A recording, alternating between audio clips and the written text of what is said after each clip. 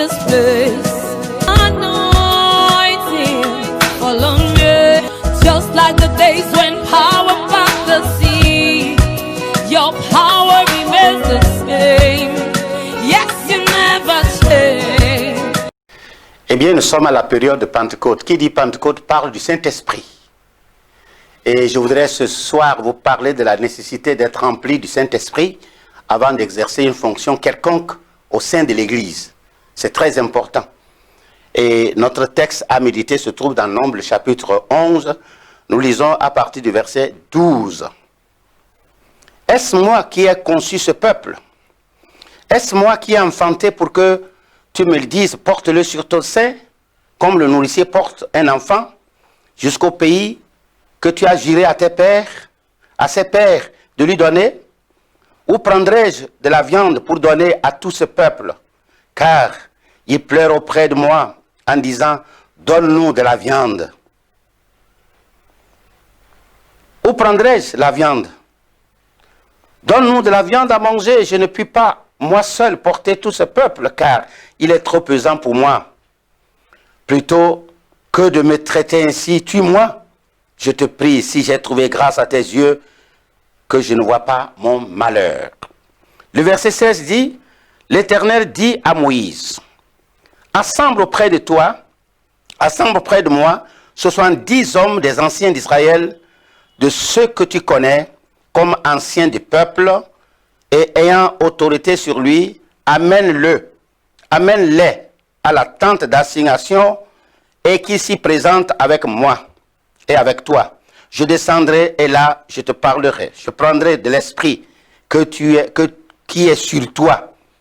Je prendrai de l'esprit qui est sur toi et je le mettrai sur eux afin qu'ils portent avec toi la charge du peuple et que tu ne la portes pas seul. Tu diras au peuple, sanctifiez-vous pour demain. La nécessité d'être rempli du Saint-Esprit avant d'exercer une tâche quelconque au sein de l'Église. Vous êtes d'accord avec moi que dans ce monde, avant qu'une personne exerce une fonction, elle a certainement le profil. Elle a certainement des qualifications. Dans toute fonction séculière, on nous exige le CV bien fourni, des diplômes, des profils et des années d'expérience et certaines aptitudes parfois qu'on nous exige. Certaines connaissances ou certaines attitudes qu'ils appellent les atouts complémentaires pour exercer votre fonction. Tout cela parce que vous allez faire face à un cahier que nous appelons cahier de charge, où il y a vos responsabilités bien définies. L'œuvre de Dieu n'est pas une tâche qu'on peut exercer sans une qualification spirituelle. J'ai dit bien qualification spirituelle. C'est pourquoi nous parlons de Pentecôte. Quand le Saint-Esprit est descendu sur le peuple, le Saint-Esprit a qualifié les gens pour travailler convenablement à l'œuvre du Seigneur. C'est notre Dieu qui l'exige.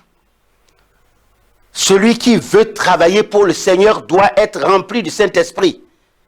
Celui qui veut exercer une tâche sacerdotale, il faut qu'il soit rempli du Saint-Esprit. L'œuvre de Dieu est sacrée. Et des objets que nous touchons dans la maison de Dieu sont sacrés. C'est pourquoi le roi Belshazzar avait été puni de mort pour avoir profané les vases qui étaient venus du temple de Jérusalem. C'est son père qui les avait enlevés. Ça faisait des années là-bas, mais la durée, l'enlèvement, le déplacement d'un pays à un autre n'avait pas du tout diminué ce sens de sacré. Ça demeurait toujours en eux. On ne peut pas profaner ces genres de choses sans une sévère punition.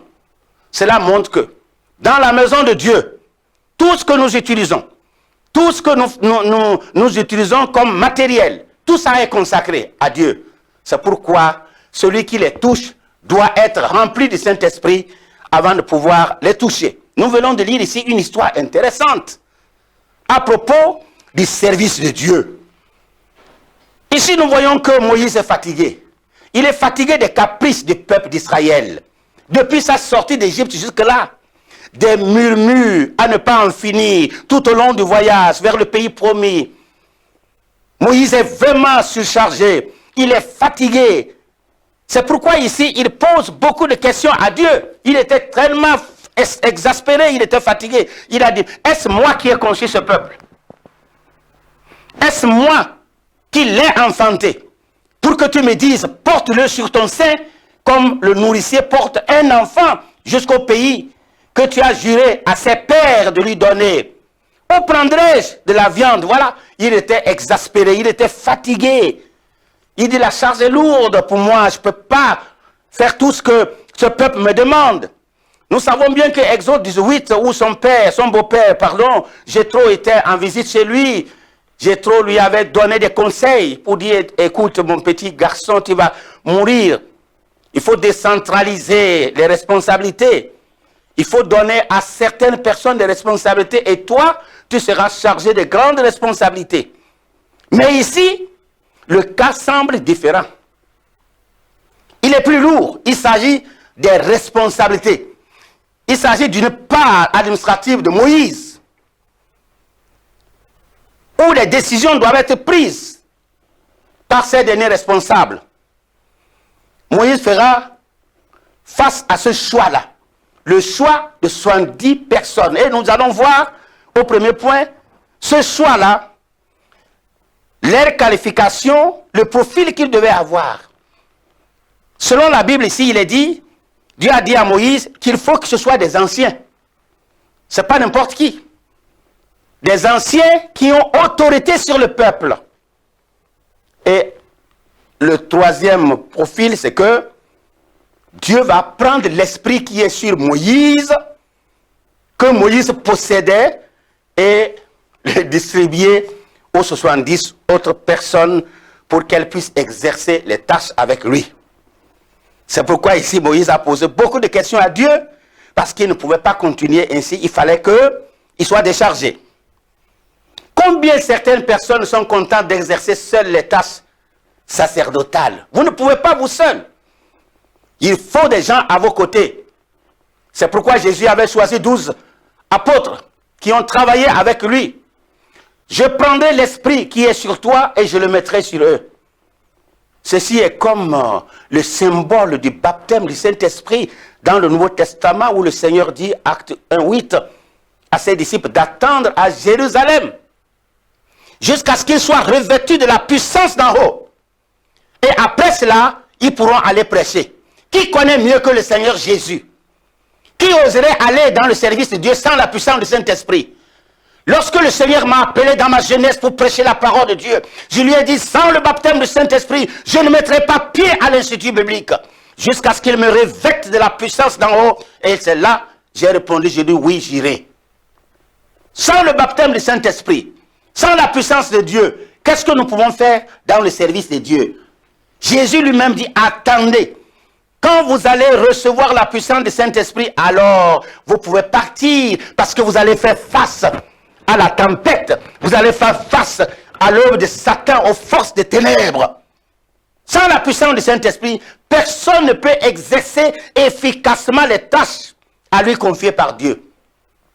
Oui, vous ne pouvez pas les exercer parce que nous faisons face au diable, à Satan et à ses agents, les démons. Vous ne pouvez rien faire. C'est pourquoi aujourd'hui certains ne prêchent pas bien la parole de Dieu parce qu'ils sont vaincus. Ils prêchent la parole de Dieu sans la puissance du Saint-Esprit. Ils ne pourront pas continuer. Nous voyons ici même la construction du temple, de temple portatif que nous appelons le tabernacle. Dans Exode 31, il fallait que Dieu remplisse 2 personnes rempli du Saint-Esprit. Il lui a donné comme aide Aholiab. Il a dit, Aholiab aussi, il sera rempli du Saint-Esprit. Afin qu'il puisse exercer la tâche dans le tabernacle, qu'il construise le tabernacle selon le plan de Dieu et qu'il assemble les couleurs et toutes sortes de choses. Il fallait, ici, 70 personnes, mais au tabernacle, il fallait 2 personnes remplies encore du Saint-Esprit. Vous voyez? Tout ceci nous montre que nous ne pouvons pas exercer une tâche quelconque dans la maison de Dieu sans le baptême du Saint-Esprit. Si vous êtes choriste, il faut que vous soyez remplis du Saint-Esprit.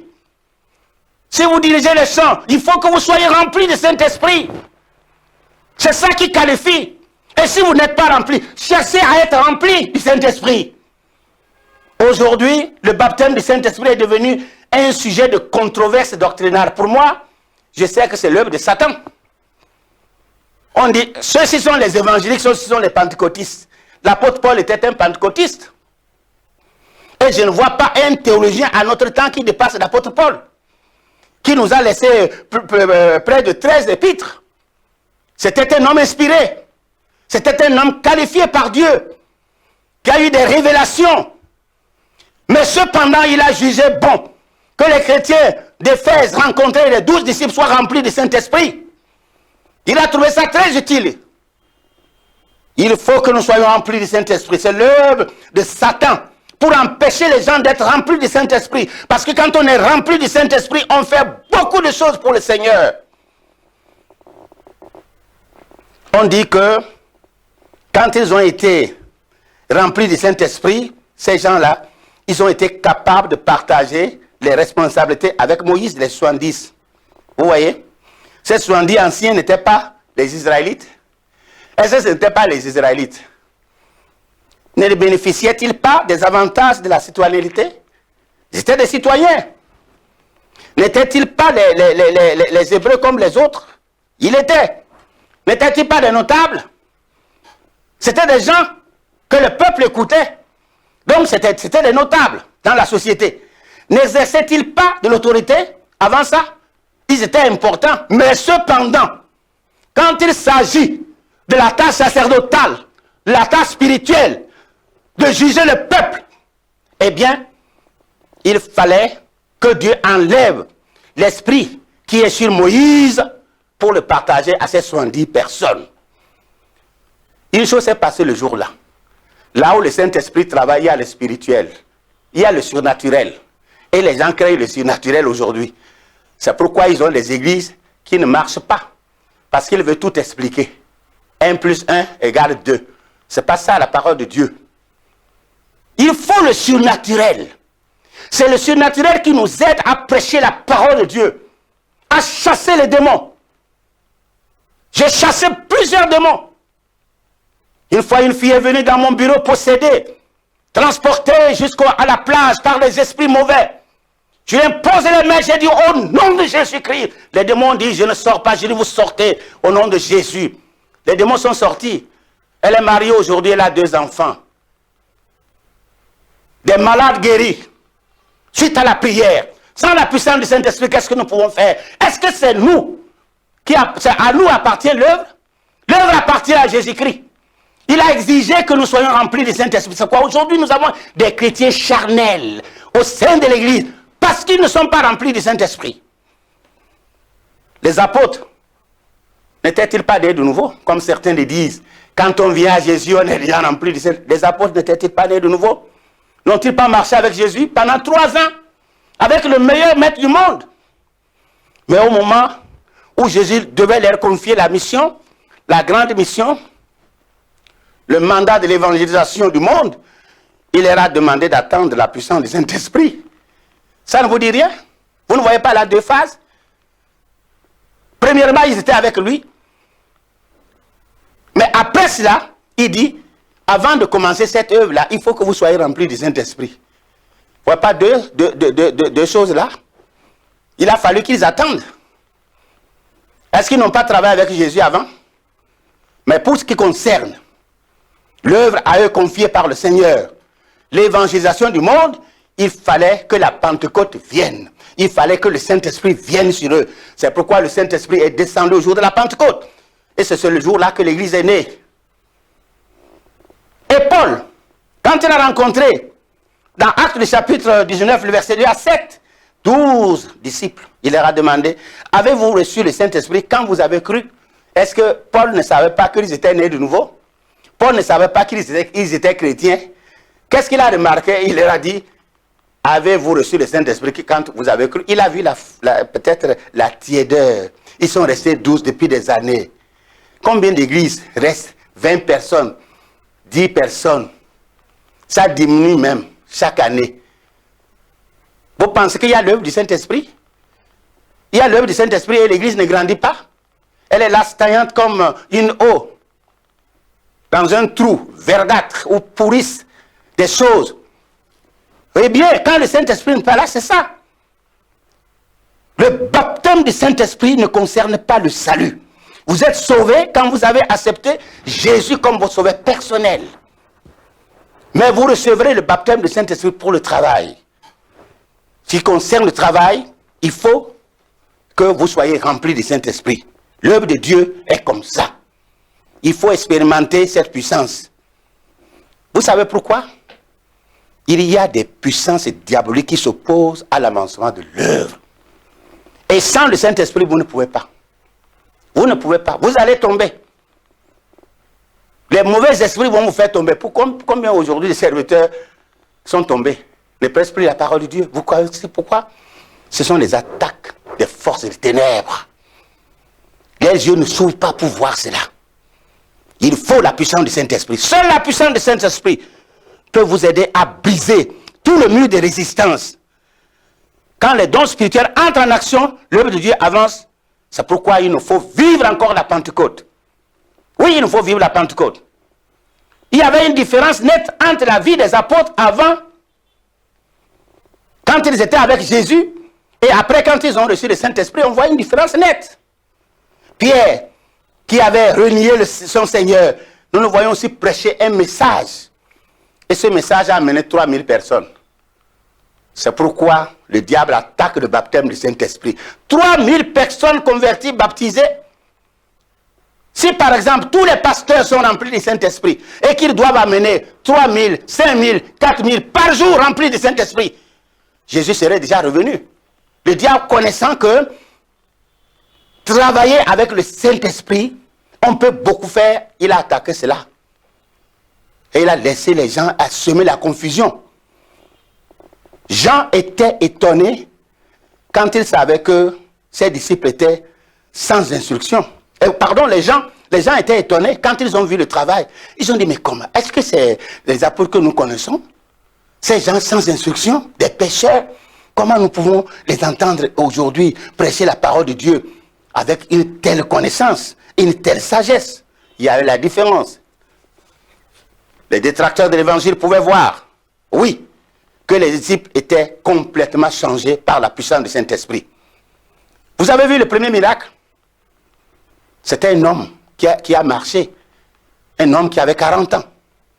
Dieu appuyait leurs prédications par des prodiges et des miracles. L'évangile a parcouru un temps record au-delà des limites territoriales de leur pays grâce à la puissance du Saint-Esprit. Un diplômé d'une école de théologie avec son doctorat ne peut pas faire ça. Il ne peut pas chasser un démon. Bien que ce soit utile de connaître les Écritures. Vous sortez de l'institut, ils vont dire, docteur, vous ne pouvez pas chasser un démon. Et si vous ne pouvez pas chasser un démon, qu'est-ce que vous faites donc dans l'œuvre? Vous voyez? Quand il fait face à la puissance des ténèbres, sa connaissance scripturaire ne peut pas l'aider. On ne peut rien faire sans la puissance. Le christianisme perd ainsi sa puissance dans les mains de celui-là qui n'est pas rempli du Saint-Esprit. Le christianisme perd sa puissance. Et nous devenons comme les gens de ce monde. Celui qui est rempli du Saint-Esprit chasse les démons, gagne des âmes. Le christianisme est vivant. Notre monde ne viendra pas au christianisme si celui-ci est dépouillé de sa vitalité, de ses miracles. Ça serait comme d'autres ismes. Qui va venir? Qui va venir si rien ne l'attire? Retranchez des miracles de l'évangile et vous n'aurez qu'une religion inerte et fade et ennuyeuse où les gens sortiront. Mais l'évangile, un christianisme rempli du Saint-Esprit, vous allez voir la conversion des gens. Les gens vont courir pour venir à l'église, pour entendre la parole de Dieu, prêcher dans sa simplicité primitive, avec la puissance du Saint-Esprit et les miracles qui l'accompagnent. Oui, l'église primitive fut une église vivante parce que le Saint-Esprit était descendu sur les 120. Et nous voyons la guérison de cet homme de 40 ans. Dans Acte 3, le verset 1 à 10, il a été guéri. Il n'a pas été guéri comme certains le prétendent aujourd'hui. On soulève les béquilles des gens. Ils ne sont pas guéris. Ce n'est pas ça le miracle. Le miracle, il est guéri complètement. Si c'est un aveugle, l'aveugle voit complètement, il voit clairement. Il est guéri. Et c'est ça qui convainc le monde. Seul l'évangile prêché dans la puissance du Saint-Esprit pourra confondre notre monde moderne. Nous en avons besoin. Nous avons besoin d'une Pentecôte, d'une nouvelle Pentecôte. Pasteur et évangéliste, nous avons besoin. Faisons revenir encore les miracles de Jésus dans sa maison. Seul le baptême du Saint-Esprit pourra transformer les membres de nos églises en des chrétiens ardents, puissants, dans le témoignage et amenant les âmes à Jésus-Christ. L'apôtre Paul a dit, les âmes avec lesquelles nous combattons ne sont pas charnelles. Nous pouvons renverser les raisonnements. Nous avons la puissance. Oui, c'est vrai. Quand la parole est prêchée dans la puissance du Saint-Esprit, eh bien, vous voyez, c'est différent. Samson fut revêtu de la puissance de Dieu. Il avait une force extraordinaire. Je n'ai plus jamais vu dans la Bible un homme comme Samson. Peut-être Dieu n'a pas voulu le faire encore. Mais cet homme, il allait au combat sans que personne ne le suive. Il était seul pour attaquer des milliers de personnes. Avec une mâchoire d'âne, il a tué combien de personnes? 1000 personnes. Ça ne vous dit rien? Sans la puissance du Saint-Esprit, est-ce qu'il pouvait le faire? Quand le Saint-Esprit travaille avec un serviteur de Dieu, ce serviteur de Dieu gagne les âmes. L'Église grandit. Seul le baptême du Saint-Esprit pourra le faire. Seul le baptême du Saint-Esprit pourra libérer chaque chrétien de sa vieille tradition, de ses méthodes archaïques et de ses chants lugubres devant la dépouille mortelle d'un christianisme frappé d'un chaos par Satan. Et nous ne voulons pas prêcher un christianisme abattu et dominé par Satan. Nous voulons prêcher un christianisme fort et puissant. J'invite tous les serviteurs de Dieu à se lever, à être remplis du Saint-Esprit et à prêcher la parole de Dieu pour sauver les âmes, pour guérir les malades. Satan veut dominer. Les gens, quand ils sont attaqués, veulent aller vers Satan pour être délivrés. Satan ne peut délivrer personne. Je vous exhorte, tous les chrétiens, je vous exhorte à être remplis du Saint-Esprit. Satan même connaît ceux qui sont remplis du Saint-Esprit. Il a peur de nous. Il a peur de nous. Il sait bien sûr. Mais celui qui n'est pas rempli du Saint-Esprit, Satan n'a pas peur de lui. Les démons n'ont pas peur. Prions pour que les 9 dons reviennent au sein de l'Église. Et que ces 9 dons soient exercés par les serviteurs de Dieu. Et le monde saura que nous avons un Dieu tout-puissant. Quelque chose s'est passé lorsque les 70 disciples ont été convoqués. Ce sont 8 sont venus. Et 2 sont restés à la maison. Nous ne savons pas pour quelle raison ils sont restés. Mais, vous savez, un jeune garçon surpris courut auprès de Moïse et annonça que Elda et Meda prophétisent dans le camp et qu'ils ne sont pas venus à la convocation. Ils avaient reçu la même onction, le même esprit étant à la maison.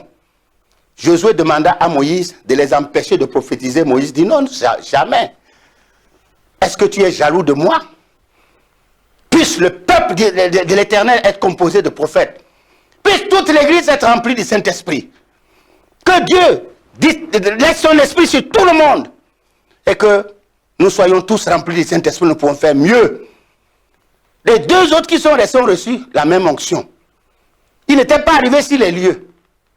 C'est le surnaturel dans l'Église.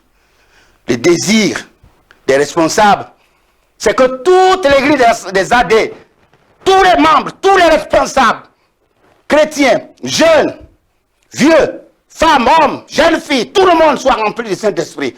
Et je vous dis, vous allez voir ce que nous ferons quand le Saint-Esprit est là. La prière de Moïse, le désir le plus ardent de son cœur, était que son peuple soit rempli du Saint-Esprit.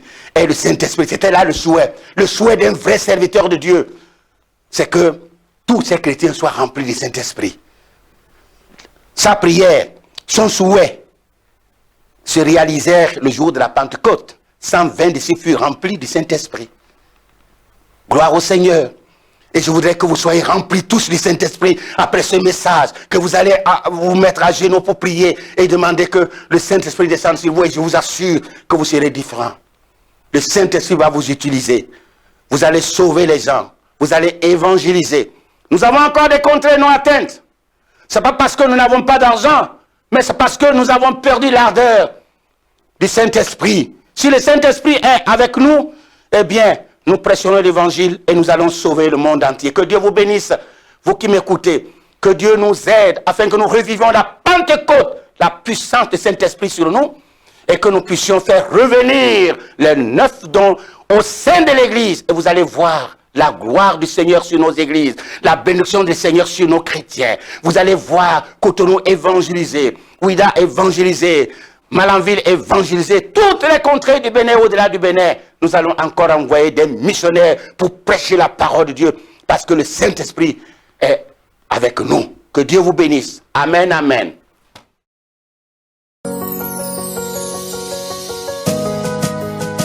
Let your power flow in this place. Anointing fall on me, just like the days when power part the sea. Your power remains the same. Yes, you never change.